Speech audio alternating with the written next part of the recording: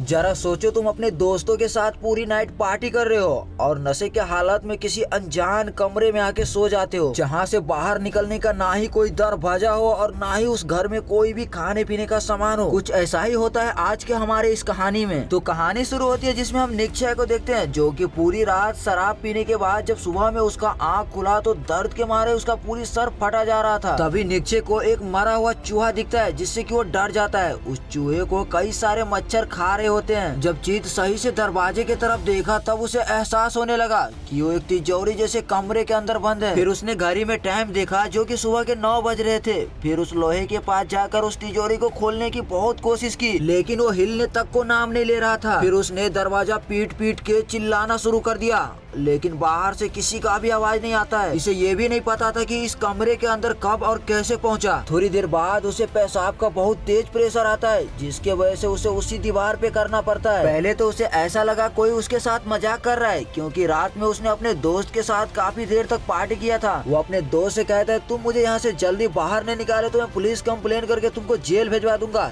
लेकिन बाहर से किसी का आवाज तक नहीं आता है। फिर निक्षय फोन निकालकर अपने दोस्त के पास कॉल करने लगता है, लेकिन वहाँ पे नेटवर्क नाम की कोई चीज ही नहीं होती। इसका मतलब ये था कि इसकी बाहरी दुनिया से पूरी तरह से संपर्क टूट गया है। उसने कमरे में लगे हुए उस अलमारी को भी खोलने की कोशिश की, लेकिन उसमें भी वो पूरी तरह से नाकामयाब रहता है। कमरे के अंदर उसने कैमरे को भी ढूंढने की कोशिश की, जिससे उसे लग रहा था कि कोई उसके साथ प्रैंक कर रहा हो, लेकिन उस कमरे के अंदर ऐसा कुछ नहीं रहता है। अब धीरे धीरे उसे कुछ समझ नहीं आ रहा था और उसका चिड़चिड़ापन गुस्से में बदलते जा रहा था। वो अपने आप के ऊपर काफी ज्यादा गुस्सा करने लगता है। ना ही मैं ड्रिंक करता और न ही मैं यहाँ पे फंसता। फिर वो गुस्से से भर के अपना बेल्ट निकाली और जोर जोर से दरवाजे के ऊपर मारने लगा। थोड़ी देर मारने के बाद वो रुक जाता है, क्योंकि उसने कल से कुछ भी खाना नहीं खाया था। निक्षय को यहाँ पे फंसे हुए अब पूरे 1 दिन हो गया था, और जब वो अपने पॉकेट से फोन निकाल ही रहा था उसी टाइम पे वो फोन गिर के टूट जाता है। अब उसके पास नहीं तो पीने के लिए पानी था और नहीं खाने के लिए कोई भी चीज, लेकिन उसे अपने आप को जिंदा भी रखना था।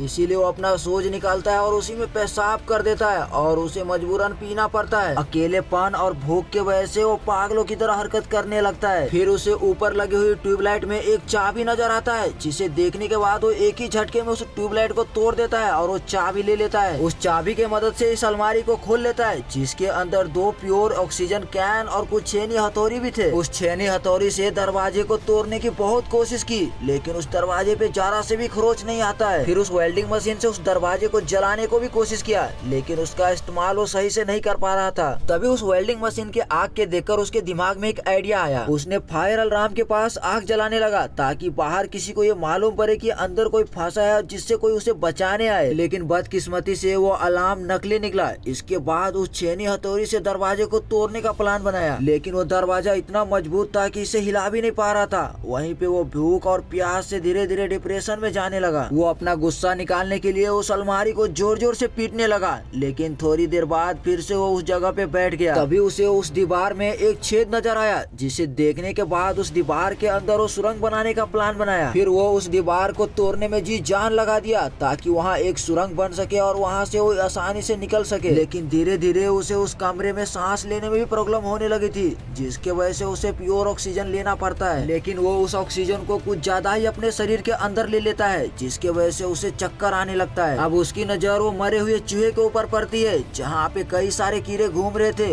उसे जिंदा रहना है, इसीलिए उसे वो कीड़ा भी खाना पड़ता है। कीड़े खाने के बाद वो फिर से उस दीवार को तोड़ने में लग गया और धीरे धीरे वहाँ पे एक बड़ा सा छेद बना देता है। उस दीवार के अंदर सलिए भी दिखने लगे थे। फिर उस वेल्डिंग मशीन के मदद से उस सलिए को भी काटना स्टार्ट कर देता है। फिर कुछ ही देर में वहाँ से रोशनी आने लगी, जिसे देख करके वो खुशी से झूम उठा। अब छेद इतना बड़ा हो चुका था जिससे कि वो बाहर निकल सके। जब वो सुरंग से बाहर आता है और उस जगह को देखता है, उसकी पूरी तरह से होश उड़ जाता है। वो बाहर की दुनिया में नहीं बल्कि ऐसे ही एक और कमरे में आ चुका था। उसकी सारी मेहनत बर्बाद हो चुकी थी। वो निराश होकर पागलों की तरह उस लोहे के दरवाजे को पीटने लगा। थोड़ी देर बाद शांत होकर उस कमरे के अंदर इधर उधर नजर दौड़ाई। फिर उस कोने के अंदर एक लाल रंग के ताबूत नजर आया, जिसे देखने के बाद वो हैरान हो गया और जब उसे खोलने गया, उसके अंदर एक सुंदर सी लड़की सो रही होती है। उसे देखने के बाद उसको कुछ गड़बड़ लगा। फिर वो उसे उठाने की कोशिश की, लेकिन जैसे वो लड़की उठती है वो जोरों से चिल्लाने आने लगती है। चेत उससे बात करने का कोशिश करता है लेकिन उन दोनों को एक दूसरे का भाषा नहीं समझ में आता है। वो लड़की डर के मारे चेत के पुराने कमरे में जाके छुप गई, लेकिन चेत उसे कुछ समझा पाता, उसके अंदर इतना ताकत भी नहीं बचा हुआ था। फिर वो उस कब्र के अंदर जाता है और वहीं पे वो सो जाता है। फिर वो लड़की जैसे तैसे करके अपना हिम्मत जुटाकर चेत को जगाने की कोशिश की और इसके बाद उस सुरंग को खोदने का काम जारी रखने के लिए भी कहा, लेकिन भूख प्यास के वजह से उसके शरीर में जान बचा ही नहीं था, इसीलिए उसे कोई भी काम करना बहुत भारी पड़ रहा था। लड़की को समझ में आ गया कि भूख प्यास के वजह से वो ज्यादा कमजोर हो गया है, इसीलिए वो खुद ही दीवार तोड़ने के बारे में सोचती है। थोड़ी देर सुरंग बनाने के बाद उसे बहुत जोरों की पेशाब लग जाती है, जिसके वजह से वो दूसरे कमरे में चली जाती है, लेकिन चेत ने उस लड़की को वहाँ जाने से मना कर दिया और इशारा करके उसे कुछ समझाने लगा। असल में उसने 3 दिनों से एक घूंट पानी तक नहीं पिया था, इसीलिए उस लड़की से कहता है प्लीज तुम इस जूते के अंदर ही पेशाब करो। चेत की ये बात सुनने के बाद वो लड़की ना चाहते हुए भी उस जूते के अंदर पेशाब कर देती है। अपनी जान बचाने के लिए उसे ये भयानक काम भी करना पड़ा। वैसे तो वो लड़की चेत का भाषा नहीं समझती थी, लेकिन उसे उतना समझ में आ गया था अगर उन लोगों को यहाँ पे जिंदा रहना है तो एक दूसरे की मदद करनी होगी। फिर चेत उस लड़की को कीड़े खाने सिखाने लगा, लेकिन वो लड़की कीड़ा खाने से मना कर देती है। चेत दूसरे दीवार में भी सुरंग बनाने लगता है, लेकिन काफी देर मेहनत करने के बाद भी वो काफी छोटा ही सुरंग बना पाता है, जिसे देखने के बाद वो लड़की काफी ज्यादा निराश हो जाती है और वहीं पे रोने लगती है। लेकिन चेत अपना हिम्मत नहीं हारता है और उस सुरंग को बनाने का काम जारी रखता है। उसी टाइम पे गलती से एक हथौड़ा उसके हाथ पे लग जाती है, जिसके वजह से उसे काफी तेज दर्द होने लगता है। फिर वो लड़की अपने सर से कपड़ा उतारती है और उसके जख्मों पे बांध देती है। देखते देखते उन दोनों में दोस्ती हो जाती है। फिर वो दोनों साथ में मिलकर सुरंग बनाने लगे। फिर वो लोहे का दरवाजा अचानक से खुलने लगा, जिसे देखने के बाद ये लोग तुरंत उस दरवाजे के पास चले गए, लेकिन वो दरवाजा फिर से बंद हो जाता है। धीरे धीरे ये लोगों को ये बात समझ में आ गई, जब तक दरवाजे को हथौड़े से पीटता रहेगा तब तक ही दरवाजा खुलेगा। फिर वो दरवाजे को पीटने लगा और धीरे धीरे वो लोग गेट तक पहुंच गया। ये टेक्निक काम कर गया और ये लोग दरवाजे से बाहर निकल गए और तीसरे कमरे में पहुंच गए। बदकिस्मती से वो भी कमरा पहले ही जैसा था, उसके अंदर भी एक कब्र रखा हुआ था। फिर लड़की ने समझदारी दिखाई और दूसरे कमरे से सारा औजार इस कमरे के अंदर लेके आ गई। फिर से ये लोग उस दरवाजे के ऊपर मारने लगे ताकि पहले जैसा गेट खुल सके और ये लोग बाहर निकल सके, लेकिन वहाँ पे ऐसा कुछ नहीं होता है, वो दरवाजा थोड़ा भी नहीं हिलता है। अब उन लोगों के पास जमीन खोदकर सुरंग बनाने का अलावा कोई भी दूसरा रास्ता नहीं था। चेत के अंदर अभी उतना भी जान नहीं था जिससे कि वो सुरंग खोद के वहाँ से बाहर निकल सके। उसी टाइम पे चेत को चक्कर आ जाता है, जिसके वजह से वो उसी जगह पे गिर जाता है। वो चीज देखकर वो लड़की घबरा जाती है, क्योंकि अगर चेत को कुछ हो गया तो उसे भी वहाँ से बाहर निकलना मुश्किल हो जाएगा। फिर चेत कैद करने वाले इंसान के बारे में सोचने लगा।